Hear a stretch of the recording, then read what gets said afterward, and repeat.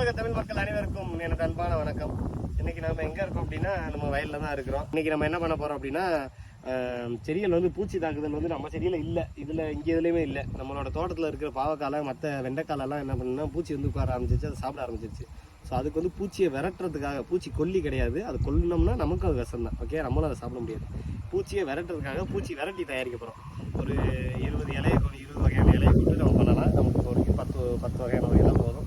அதை கொண்டு இப்போ பண்ண போகிறோம். அதுக்கான இலைகள் கம்மாய் தெரியும், எல்லா செடியுமே நான் உங்களுக்கு காட்டியிருக்கேன். ஸோ இப்போ அங்கே போய் நம்ம பறிக்க இருக்கோம். துளசி வந்து கம்மாய் இல்லை, நான் வரப்பு உரங்களில் இருக்குது. இப்போ துளசியை பூரா நம்ம முதல்ல துளசியை பறிச்சுட்டு ஒரு செடியாக நம்ம அப்படியே கலெக்ட் பண்ணுவோம். சரிங்களா, வாங்க நம்ம இப்போ போகலாம். இப்போ வந்து பார்த்தீங்கன்னா நம்ம முதல்ல வந்து துளசி வந்து கட் பண்ணி எடுத்துருவோம். சரி, இப்போ வந்து நம்ம வந்து ஊமத்து இலையை வந்து பறிக்க ஆரம்பிப்போம்.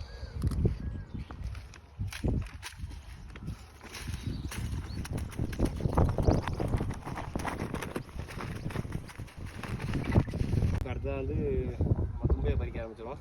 தும்பை பழம் மெட்டப்பெல்லாம் எடுக்க ஆரம்பிச்சிடும்.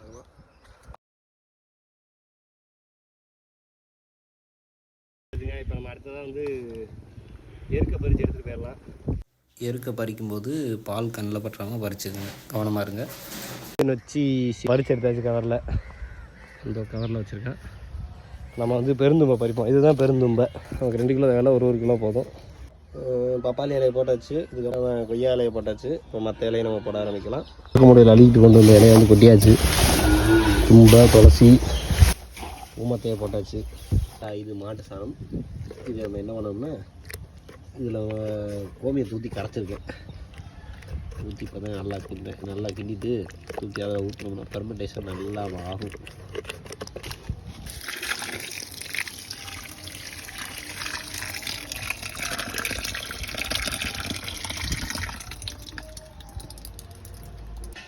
பார்த்தீங்கன்னா இது பூரா மாட்டு கோமியம் ஊற்றி தான் இதில் கொட்ட போகிறோம். பாருங்கள், இது கோமியம் பயங்கரமாக இருக்குது, பழைய கோமியம். இப்போ வந்து எல்லாத்தையும் கொட்டியாச்சு. இப்போ வந்து நம்ம எல்லாத்தையும் ஒன்றா போட்டு பரட்டி விட்டுட்டு ஒரு கிண்டி விட்டுருவோம். கிண்டி விட்டுட்டு இப்போ என்ன பண்ணலாம்னா இதை அப்படியே மூடி வச்சிட வேண்டியதான். இது என்ன ஆகும், ஒரு 7 நாளில் நல்லா அழுகிடும். அதுக்கப்புறம் நாம் இதை எடுத்து என்ன எப்படி இருக்குன்னு பார்ப்போம். இதை எப்படி பயன்படுத்தணும்னா 1 லிட்டர் எடுத்துகிட்டு 10 லிட்டர் தண்ணியில் கலந்துக்கிட்டு நம்ம வந்து ஸ்ப்ரே பண்ண வேண்டியதான். ஸ்ப்ரே பண்ணுறோம் அப்படின்னா எல்லா பூச்சிகளும் ஓடி போயிடும், திரும்ப வராது. அதுக்கப்புறம் திரும்ப பூச்சி தாக்குற மாதிரி இருந்துச்சுன்னா மறுபடியும் நம்ம இதை வந்து அடிச்சுக்க வேண்டியதான்.